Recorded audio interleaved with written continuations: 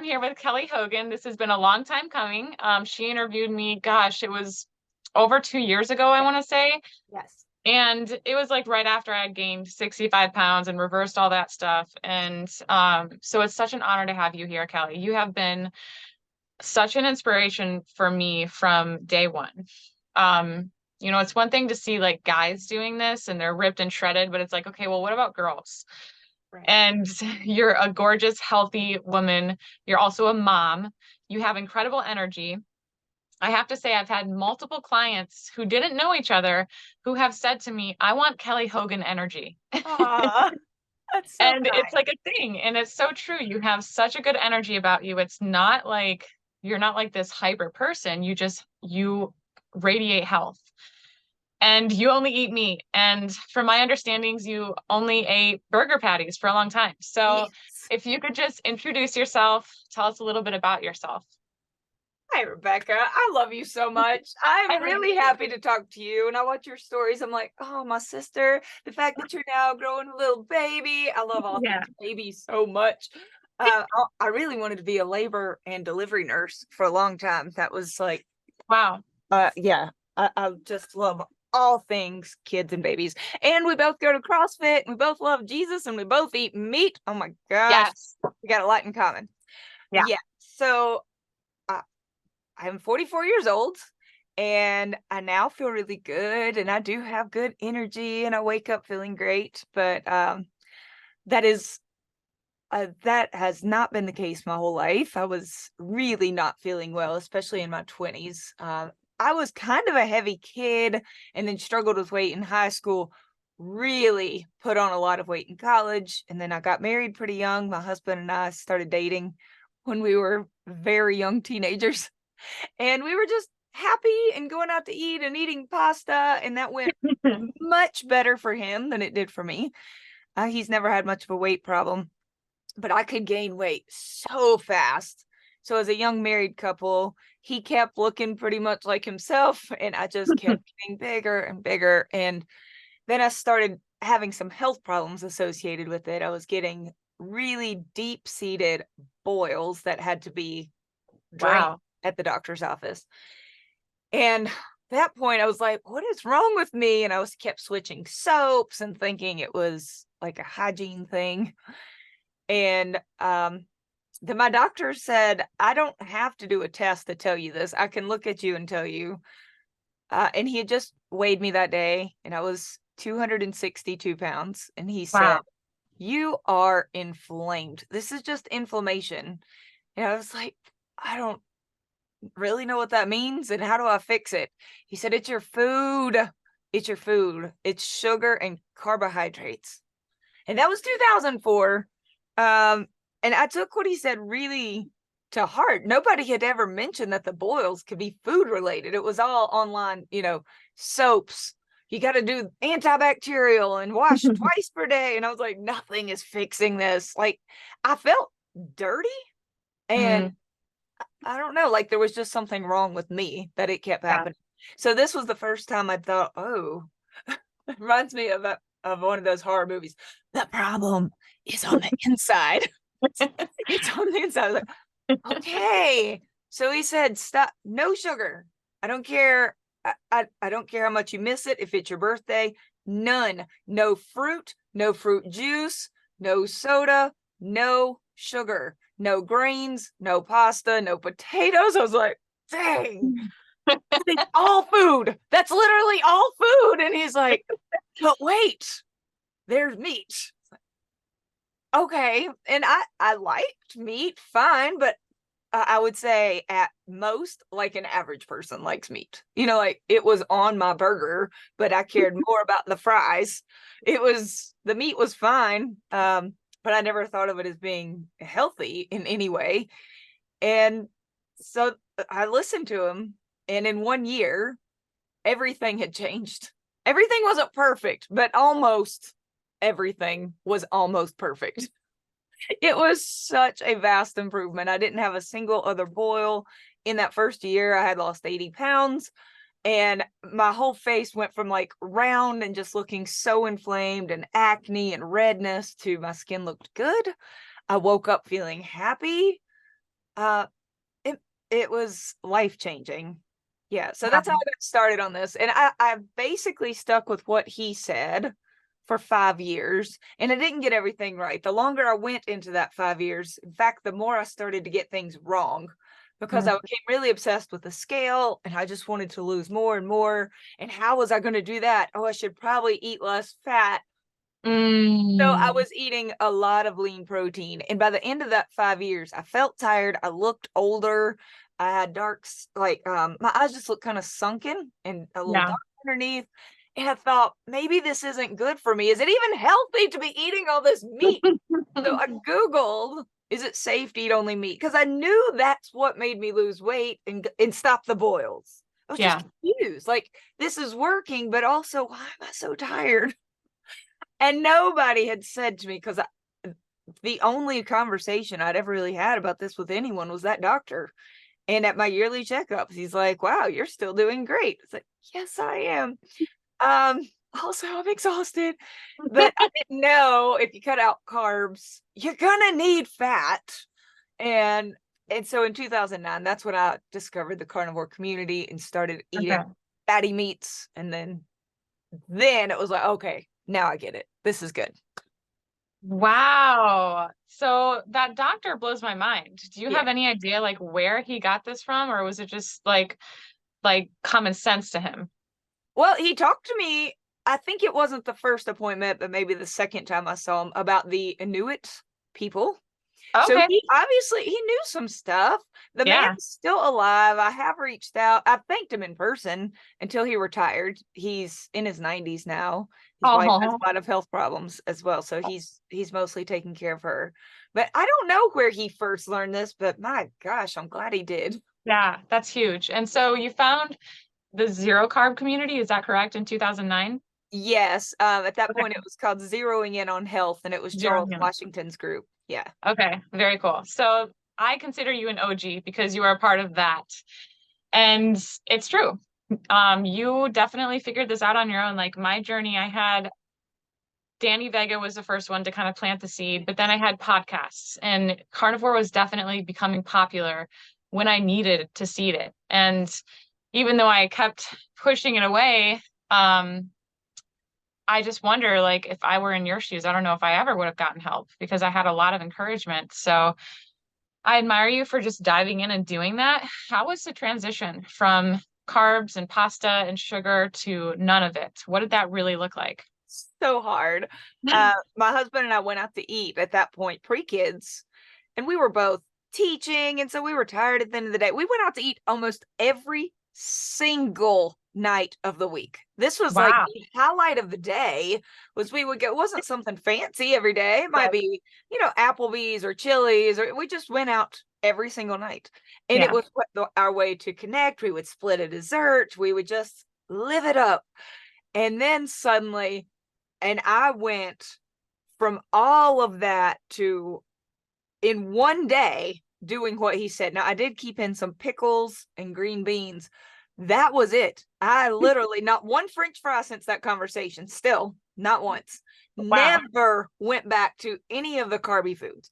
Wow. Um, it was a big adjustment for my husband as well, because we loved Italian restaurants, and suddenly it was like, Yeah. really know what I could eat there. And he's like, the same thing we always ate. No, can't do that. Um, I had the shakes as a teacher. I had to just keep teaching. I had 6 to 7 classes per day, music teacher. And the teacher next door, she had this huge container, huge, of animal crackers. And she and I would just always passing through. She's like, girl, it's mine is yours. Yours is mine. We would just, and that was the only Wow. bathroom in the building, was right next to these animal crackers. All I thought about was animal crackers for a couple of weeks, just shaky.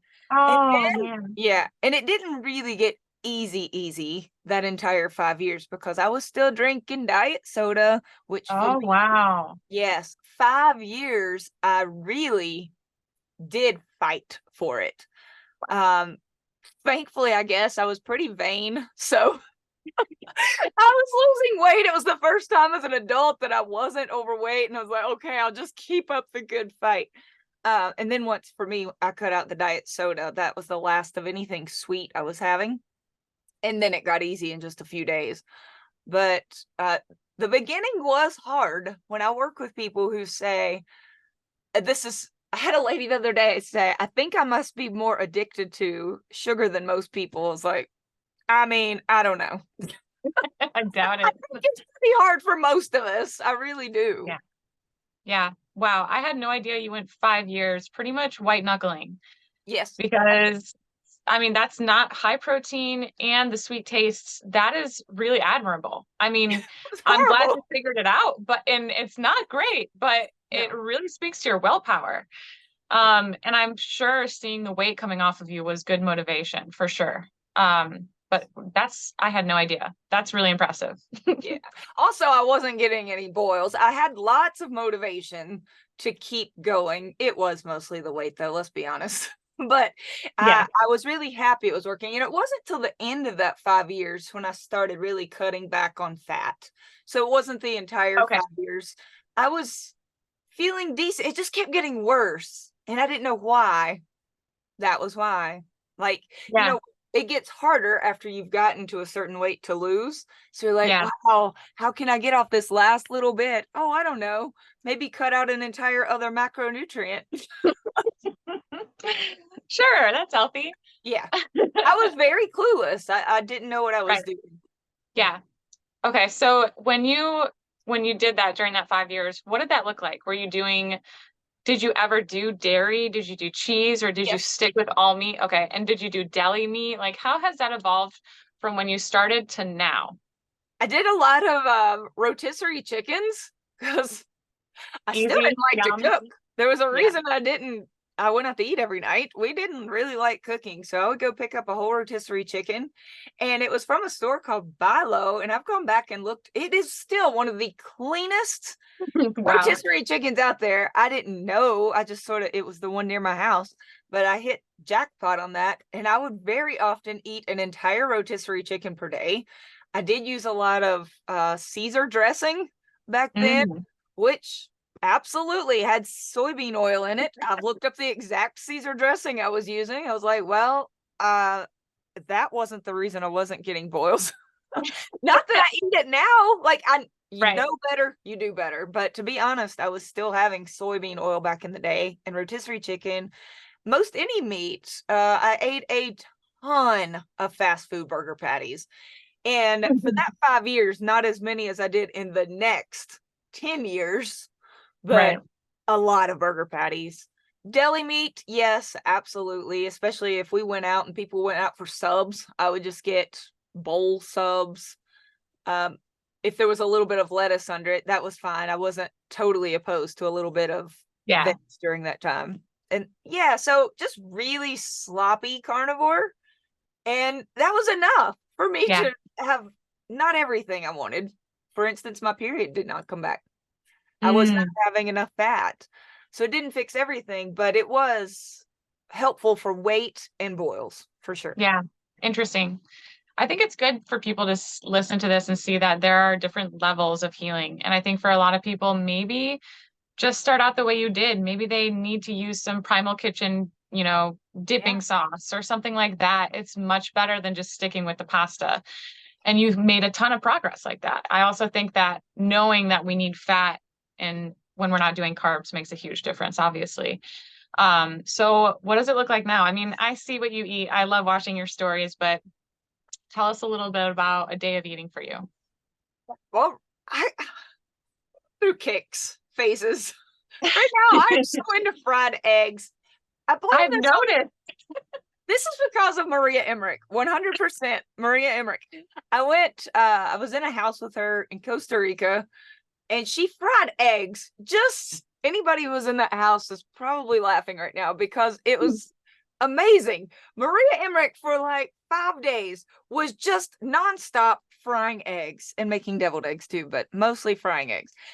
And I enjoyed myself so much. I was like, why don't I do this all the time? It's so fast, Yeah. delicious. The macros for an egg is so beautiful, especially cooked in plenty of butter. Yeah. So and cheap. My gosh, my husband actually commented on our credit card bill recently. I was like, wow, I have been eating a bizarre amount of eggs lately. Wow. Yeah, I've Yeah. noticed you have them for breakfast and then you have them after CrossFit. Yeah. I totally agree. Fried eggs are amazing, especially when they're crispy on the edges, fried in butter, and they're affordable. Yeah. And you're exactly right about the macros. Yeah. It's perfect. Perfect. So then I still have burger patties, still have bacon, steak. Last night, the whole family had big pork shoulder steaks. So good. I can handle seasonings now.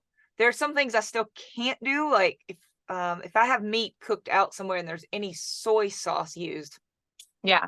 nope, can't do that. Um, anything, my mom has used a barbecue sauce before that had no sugar, but it did have as a thickener, and I didn't realize this till afterwards, wheat. Oh, Oh, man. Rebekah. I get two things from soy and wheat: leg cramps and anxiety, like nighttime anxiety, where I wake up in the night and doubt every life choice I've ever made. Oh, Yeah, it's awful. And I used to deal with that quite a bit. And it's now, as long as I just keep things really clean, carnivore, yeah. I don't deal with that. So Wow. yeah. Did you ever struggle with mood disorders or even just your self-esteem, your self-confidence? Has that evolved as well? Yes, and I think part of that is, I think it's two things. One, I was just really conscious about my weight all the time. So everywhere I sat, there's a pillow on the floor. I sat like this, just body issues. So I think Yeah. no matter how I had lost the weight, I think some of that would have gotten better just by feeling a little less conscious. But I Yeah. also know for sure, due to this whole soy and wheat, just the food itself Yeah. triggered anxiety, depression, self-doubt within me. Because obviously, if I wake up in the night after having some soy sauce, I'm the exact same size. It's not body related. That is Right. head related. So I think it's both. Yeah. Yeah. I would totally agree. As I was reintroducing foods, I definitely overdid it a couple of times. And the first thing I would notice are my mood disorders would start to come back. The ADHD, the OCD, and weird OCD stuff, like random songs coming into my head on repeat. Like I haven't heard that for a long time. And it's like, wow, this is definitely really powerful. Yeah. And it's just not worth it. And I've thankfully reintroduced so many different things at this point, but it took a long time to get to this place. I think a lot of it has to do with healing and sealing my gut.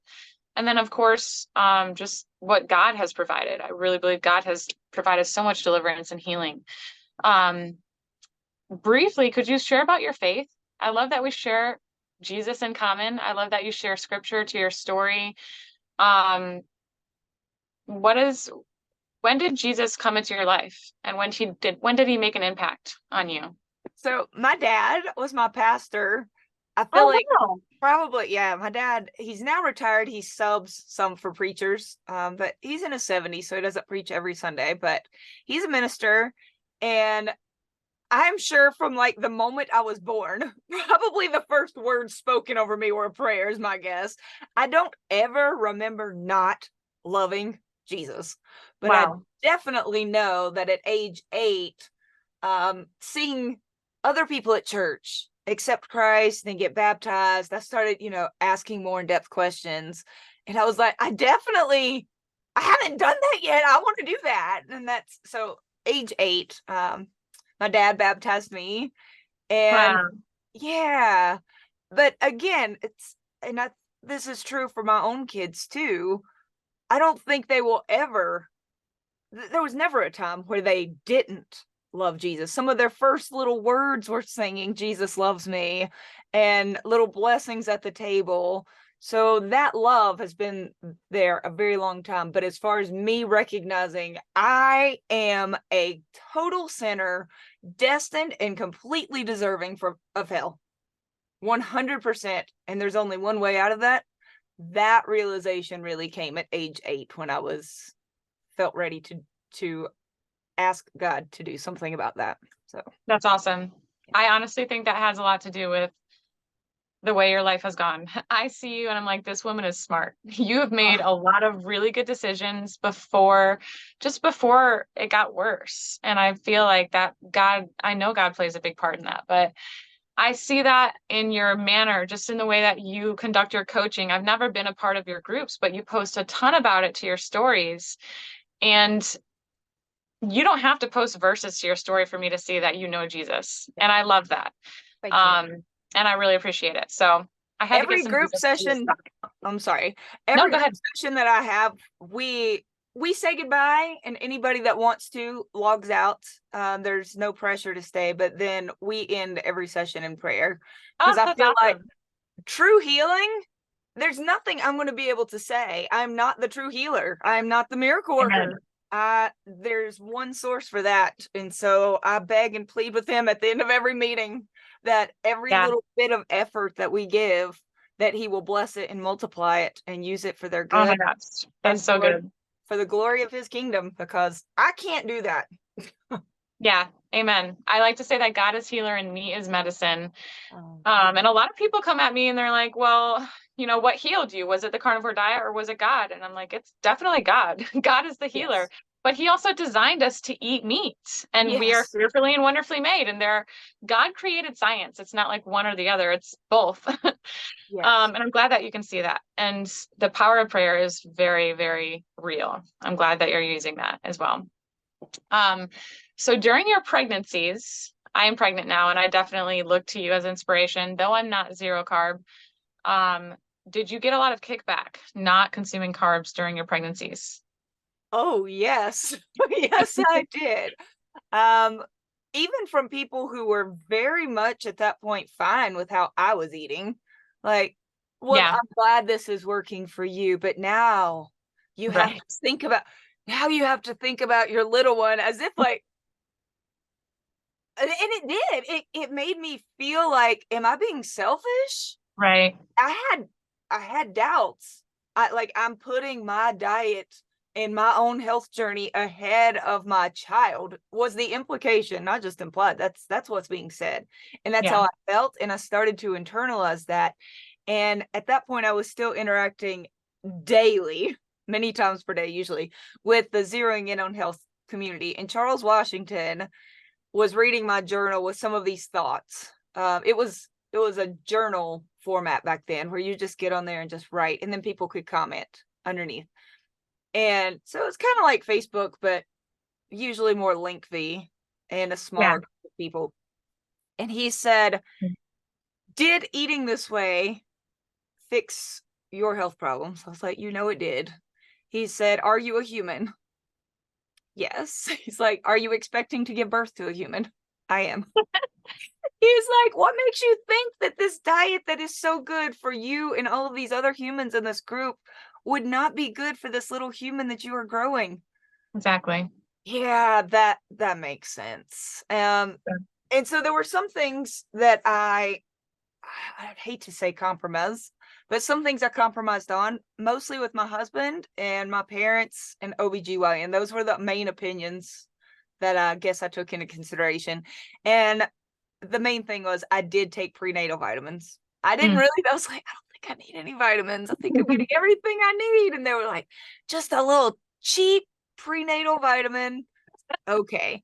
But then there were other things where I drew line in the sand. They would say, you really need to eat the rainbow. I was like, no, the rainbow was trying to kill me. It did not work for me. I'm not doing that. This is not my rainbow. And then taking the glucose test, where you're supposed to drink Right. the thing. I went ahead and told them, trust me, I will fail this test. I will fail it with flying colors. I haven't had sugar in a long time. There's no way I'll pass it. And if I fail, what will I do? And they said, we'll have to put you on a diabetic diet. Done. Let's just skip a step. I'm already on it. Yeah. So I did hold my ground on most things. I did have a lot of meat aversions. I felt very Mhm. nauseated, and people would say, oh, just have some ginger ale and crackers.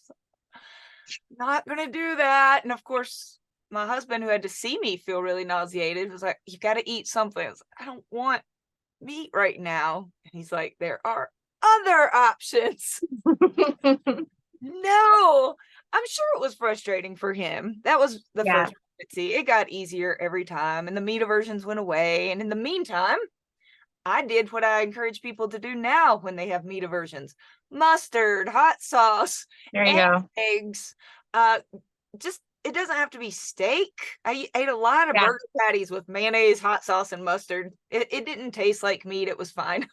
Yeah, exactly. Variety is huge. Yeah. For this pregnancy, I had like 1 day of nausea my entire first trimester, maybe a little in the second, which is not as common, but no meat aversions. But I did find that I wanted to eat kid foods. I wanted to eat, Oh, hot dogs and yes. burgers and, Primal Kitchen ketchup and chicken fingers. Like, why am I eating all my childhood foods? But it That's worked. funny. Yeah. Um, but yeah, adding variety and just it doesn't have to be just steak. That is so key. Yeah. Yeah. Agreed. Okay, so what are your tips on staying consistent? That's a big one, is just adding variety, but Yeah. obviously you have done this for a long time. I'm sure you white knuckled it basically for 5 years. So Yes. what are some of your tips for consistency for someone who tends to fall off the wagon, who feels like I just am not going to be able to stick with this? All right. I took down a few notes because I knew we were going to discuss this. Awesome. And I'm going to go through them kind of quickly because I can get long-winded, but I would consistently, constantly keep at the forefront of your mind, and maybe even type it out and stick it on the fridge or your mirror, why you need change, why you need this change. Desperation is in your favor. People will say, Mm. oh gosh, I don't know if I can do this. And they list all the reasons that they're desperate. And I'm like, oh baby, that's good stuff. That's why Yeah. you're going to change. And then allowing your brain to have hope. So watching success stories and reading books about why this is going to work. Hope really does fuel change as well. Yeah. I encourage people, if you're like me and sweet was a huge trigger, avoid all sweet taste. And I know we discussed that. Yeah. Eating enough. I eat 3 meals per day. I used to eat just 2 larger meals per day, but now I'm back to 3 times per day. People who typically are not consistent and they're craving and they're falling off the wagon, they're usually on the edge of hunger all the time. They're just not Right. eating enough fat or protein. Eating enough matters.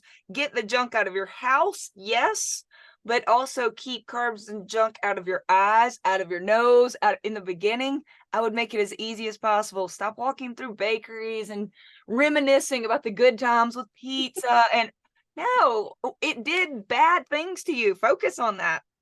Oh, and commercials, I would turn it off as if like porn popped up on the screen. Like, turn that mess off. It is Yeah. messaging your brain that this is real food, and it's really hard to change while all that messaging is going on. Yeah. Movement really matters. There's a meta-analysis that came out recently that looked at 22 different studies on addiction and how physical movement helps people break addiction. And Wow. treatment programs that incorporated very purposeful and instructed physical exercise, the people in those programs were 70% more effective at breaking the addiction. Wow. They also reported that it was easier, fewer withdrawals, less anxiety, less depression. So I used to tell people, if you're breaking up with carbs, don't worry about movement right now. Make it as easy as Mhm. possible. And now I'm like, no, baby, we got to walk. I don't need you running or stressing yourself out, but walking is so good for the brain. Yeah. And when it comes to addiction, it's more effective. Salt, electrolytes, and water. When we don't have enough salt, electrolytes, and we're dehydrated, a lot of times it's interpreted as cravings and hunger. So take care of those 3 things. Redefine what true comfort is. Looking for comfort in real life and real people and your real Lord, versus junk that is going to hurt your body, and seeing a treat as a game of cards with a friend or conversation or a nice walk with your spouse, instead of I have to end every meal with something sweet. Like I did too, but now we end the meal with a walk and it's even sweeter. It's great. If you're in the heat of a moment, I have used the dish soap trick in my early days. Many times I was left alone with a cake in my house, and my husband came home and he's like, where's the cake? I'm like, I'm sorry, babe. I had to dish soap it. like, dish. Yep, it was it or me. That was it. And sometimes that's the only alternative. And I have trashed things before, and I have also dug in the trash can before. So dish soap. Yeah. Wow. Make meals interesting, hence the variety. Also, the more nutrient density we get, whether it's seafood and eggs and different meats, the less cravey we are because our needs are actually being met. Deal with stress. Dr. Joan Iflin teaches in her groups that the stress centers of our brain are located directly next to the craving centers of our brain. And as soon as we ignite with stress, we ignite with cravings as well. So learning to, and also these things will strengthen our frontal lobe. Silent time, turning off the constant bleep, bleep, bleep, bleep, bleep, right? Turn it off. Go outside, sunshine, a slow walk, quiet prayer time, reflection, maybe music, maybe not. Like, just be still. Yeah. There's a biblical thought. Be still and know that he is God, and just allow that stress to come down. Ground yourself on nature, touch nature, breath work, all of that is good. And it turns off that stress center so the cravings can settle down. Always think ahead of the full effect of whatever we're about to have.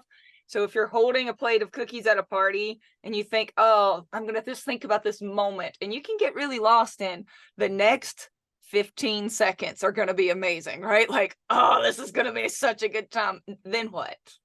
Because for the rest of this party, you're going to stand there obsessed for the next 5 days. Cravings will be back. Your steak is going to taste boring.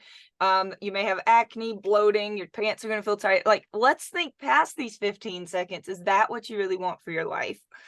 Finding other ways to get dopamine, oxytocin, endorphins, and serotonin. And I just shared a big list with my groups yesterday. There's so many good, healthy ways, whether it's upbeat music, exercise, a good night's sleep, dancing, being creative, painting. I like paint by numbers. I've got a big one back there that I do. Yeah, I remember that. Yeah, you did good. I could thanks. not. I've got a cow one waiting for me to work on right now. That would be so nice, hung right back there. Yeah. Massages, time with friends. There's so many healthy ways to get those feel-good hormones that we don't have to rely on addictive substances. I do feel like education matters when it comes to change. A lot of people have no idea what insulin even is. Right. They've had it checked. They've never gone for a fasting insulin score. They don't know why it's deadly dangerous once it gets over 9 when it comes to health, heart health. They don't understand that once it's over 6, it's going to be really hard to lose weight, and that optimal is under 5, and that the ways to get that to come down are such simple steps, including avoiding processed food, sugary carbs, using your muscles, taking the walks, getting sleep, dealing with stress, are ways to bring it down. And just that education of, oh my gosh, I can watch this number come down. And you can even get it checked without a doctor, because a lot of doctors, sadly, don't even know that it matters. Right. Insane. I predict that will be one of the biggest changes, I hope, in the next 10 years, is that doctors will get it. It's not just the A1C. Seriously. Right. Check the insulin. Learning what true hunger is. If real food can't fix whatever problem you're having right now, then real hunger was not the problem. We have to find a non-food solution. So how to deal with anxiety and hard emotions and learning how to feel them. And that is one thing we pray about in my meetings, is bring it to the feet of Jesus instead of shoving food in our mouth to deal with everything that's hard. Because life will be hard, and our easiest coping mechanism for some people is alcohol. For other people, it'll be drugs. And for a lot of us, it was ice cream. And there are alternatives like carnivore ice cream, but honestly, I would really rather figure out what's at the heart of this moment right now, and who can actually fix it. Ice cream. Not ice cream. Remembering that cravings are temporary. This will pass. It is a wave. It feels like you are drowning, and our little lizard brains will yell at us and be like, the lizard brain is what Dr. Joan Iflin calls the voice of addiction and self-sabotage. So this lizard is like, I will never let you rest until you eat the thing. And it will just get worse and worse. And you're like, and you believe that. You believe I will never have peace until I succumb and just eat the thing. And it's just a lie. Because it will pass. If you go take the walk and get the sun and de-stress and pray over it, It will pass whether you've eaten it or not, but the effects of the food will not pass so quickly. So better to just avoid whatever it is that hurts your body. And we can also learn how to use our anticipatory dopamine. So when somebody sees, say you're at a party and you see a food that you are anticipating, you want it so bad, you want that 15 seconds of pleasure so bad, our dopamine levels start to rise in anticipation, which is a cool thing. For example, if I really want, okay, here's one. I really wanted a play button. I know that's silly, but my children really respect YouTubers with a play button. And I was like, oh, my kids would think that's so cool. My dopamine levels just thinking about it were like elevated. But that is part of what drives humans to seek, right? To go work and seek. It's a motivator. Well, when it's food, it motivates people to go get the donut. When you watch the commercial about donuts, we're suddenly seeking. While dopamine is up, whatever it is we do during that time, we become more addicted to it. So if you do eat the donut, oh, congratulations, you just validated that addiction. This is going to be harder next time. But if instead you say, I really want the donut, I know what it is I'm wanting, I will instead eat some fried eggs and take a nice walk, and you will start to crave those things instead, because that's what you have rewarded that dopamine with. So learning to use that, and then setting limits for what works for you. So Rebekah, I love the fact that you have now healed to the point where you can mentally, physically, you can handle foods, and you know your limits, and I know mine, and everybody is going to be at a different place with that. And then I would just encourage people to completely accept that there are things I can't moderate and things that you can. Allow people to live their life, but also I don't worry about being judged. People are going to think what they want to think. They could think, oh, Kelly's not healed enough to eat that. Kelly can't handle having a little Diet Coke, or else she goes off. Maybe she doesn't want to. Yeah. I'm happy with my choices. I hope the same for everyone else. And just allowing people to have opinions without it worrying them. I've had group members who say, well, I was at a social event and everybody else was, saying, come on, you only live one. And I'm like, but we should never hurt our own bodies for someone else's opinion. And so just finding what works for you and being willing to stick with that regardless of what people think, I guess would be the last one.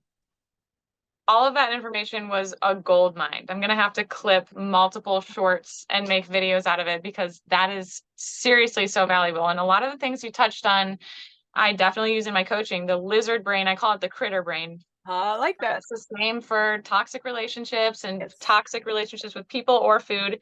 And that really actually was troubling to me when I was going through my healing. It was the keto treats that I was addicted to. And I would go, 8 days without something like that, just eating just meat. And then at that point, it was definitely the critter brain, the lizard brain. It was just like, this is uncomfortable because it's unfamiliar. And even it's like, I just want that comfort, even though it's literally sabotaging me and destroying my life. It's familiar. And so I would go back to it. And it was such a just horrible place to be. And that's when you really feel like you're in the shackles. But everyone is created with this lizard brain. And so for you to remind people that, you know what, it's going to pass. I have to tell my clients all the time, you're going to feel like you're just going to feel like you have to go back, but you don't. It will pass. I think a lot of people are not aware of that. So I'm glad you touched on that, but those were amazing tips. So I know you love fried eggs. What are your top 3 favorite carnivore foods? Okay. You know what? My kids asked me this week, if you could only eat, kids ask, you're going to find this out. You probably already know, but kids ask a lot of really weird, random questions, but this was a good one. They said, if you could only eat 3 foods for the rest of your life. There you go. Ribeye. I thought you would say that. Yeah, ribeye. Good. Fried eggs. And I would definitely pick a fish for my third one. I'm going to probably say like some type of really rare seared fish steak. like a sashimi or tuna steak, Yeah. or I love sardines. I think if I only ate ribeye, fried eggs, and some fish for the rest of forever, first of all, that's my plan, actually. That's what I mostly do. That's I was pretty like, much where I'm where's the going. lie? Yes, that's right. I just feel so good when I do that. And those three foods in combination, like take a steak and have a fried egg on top. Oh, a can of sardines with fried eggs on the side. I just love those three so much. And that's not really Yeah. specific meals. I do have some recipes that like, oh, I really enjoy that. But as far as day in and day out, like feel my best, cover my nutritional bases, Yeah. a good steak, some good eggs, and a good piece of fish. Perfect for me. Solid. Yeah. That's a great answer. I wish I liked sardines more. I like anchovies better than sardines. They're a little less fishy, but I haven't tried them with mustard or hot sauce. I've struggled even eating salmon in my pregnancy is just like, ugh, I don't want it, but we'll see. Yeah. I don't think I ate any fish when I was pregnant. Oh, I okay, was really? on a big That makes me fish feel better. kick. Yeah. Annie's 7 now. So I really wasn't eating anything but just straight up, mostly still burger patty, steak, bacon, and eggs at Yeah. that point. And the Do you sardine ever? thing. Oh, go ahead. Oh no, go ahead. Go ahead. The sardine thing is pretty recent for me. And the first can I had, I was like, it's okay. I think I actually ate it on camera. I was definitely on camera with Karen Miles. I just can't remember if I posted it or not. But she and I ate a can of sardines together. I was like, it's okay. I can taste the bones, which now I eat them. I'm like, but did I? It seemed like a bigger deal in that first Yeah. can. And but they really grew on me. Like I just felt an odd next level of happiness when I started including more fish, just more satiated, just happier. So now I typically do eat fish at least 3 times per week, but normally I don't even have to try. I've eaten it probably 6 times per week, like Wow. I naturally. do think that things that are good for you grow on you. Yeah. Suet is something that a lot of my clients eat because it's a fat that's easy to digest, but the texture is not nice. It's like eating a candle. It's very chewy and waxy, Yeah. but they do it for 2 weeks and they're like, I cannot stop eating this stuff. Yeah. I feel great. My skin is glowing and they're just drawn to it because they feel great. So maybe it's similar with sardines. Yeah. I might have to just push myself after the baby. Yes. I know that we need to wrap up in about 5 minutes here. So I wanted to ask, do you ever eat organs? I did a 1 month experiment about 2 years ago where I made myself eat at least 1 ounce of organs, which for most people means liver. Hmm. I did fine with heart. In fact, heart just tastes like muscle meat because it Yeah. basically is. But liver, I hate liver. It tastes so wrong in my mouth. I do not like it at all. And I thought maybe if I just make myself do it for 30 days. Nope, there was a reason that my body was like, stop. By the end of 30 days, I felt so bad. I really thought I was getting Wow. sick. It was too much. I had planned Wow. on going longer than 30 days. I had to call it off, and within 48 hours I was back to feeling good again. I do think there are people who can use everything that is in organs. Like they need Right. it. Similar to some people need magnesium. I tried taking magnesium and it was not what my body was needing. Yeah. Uh, so I think there are differences. So no, I don't eat organs. I Okay. tried, and once in a while, when I get a shipment of carnivore crisp, for example, they almost always throw in a bag of those liver chips, and I'll take a nibble. I'm like, nope, still hate it, and I'll let my dogs have it because I know it's not for me. Interesting. I 100% agree that if your body needs organs, it will taste better. There have been phases where I could not stop eating liver. Wow. And then there are phases where it's like, it tastes horrible. I don't need it. I think your body will be pretty clear. And so a lot of people ask me, I don't think anything's wrong with me. I don't think I have any nutrient deficiencies. Do I need to eat organs or can I just eat Right. meat? Can I just eat burgers, beef, lamb? And my answer is yes. And there are people, Sean Baker, Kelly Hogan, who do not eat organs regularly and they're thriving. So I think that they can be nature's supplement if you have a deficiency, but muscle meat has what we need, as long as you're eating fatty meat. Yes, agreed. I will say the cod liver, cod liver doesn't turn me off like beef or chicken liver. So Yeah. every once in a while, if I'm doing a really, like I'm craving fat, so I'm just going to do a super high fat day, I'll Yeah. actually just want a can of cod livers, and I usually have several in the pantry. But that's the only liver that I like. Very good. All right. So to wrap up, where are all the places we can find you? And what are all the services that you offer? MyZeroCarbLife.com is my website, MyZeroCarbLife. And my YouTube channel also. I pointed, but my chair is in the way. That's disappointing. My Zero Carb Life on YouTube as well. And I offer basically one thing, group coaching. And I do Awesome. 8 classes per week. And I've been running these groups for over 2 years now. And it's the greatest thing. I have so much fun. I I can love tell. just looking in the eyes of a screen full of people and answering questions. And we have share outs at the beginning and prayer at the end, and a lot of carnivore discussion every week. I'm just going to pick up the one on top. I have an entire stack over here, but every week I show up with my lesson plans. That was my career. I'm a teacher. I'm Yeah. going to have a lesson plan, baby. And we're going to have questions, and I love it. It really I is. love it. Yeah. I actually took screenshots of one of your stories. You were going through your lessons plans, and I was just like, if I ever do group coaching, I need this. I need some sort of layout and structure. And I don't know if I'll ever do group coaching, but I will. I continue to highly recommend your groups. I know you were a teacher, but also just you're a leader, you're a gentle leader, you're an encourager, and you only have good things to say. And I see the results from your groups. They're very powerful. So I'm really glad that you're doing that. That's Thank you awesome. so much. And likewise, I get people who ask, Kelly, do you do one-on-one coaching? No, I don't. I did try that. It's just, we have our strengths. We have Yep. places that we're drawn. And for me, it was always a classroom, and it Yeah. still is. And so it means a lot to have people like you who are so knowledgeable and love working with one-on-one clients, where I can say, I don't do that, but Rebekah Farmer does. Yeah.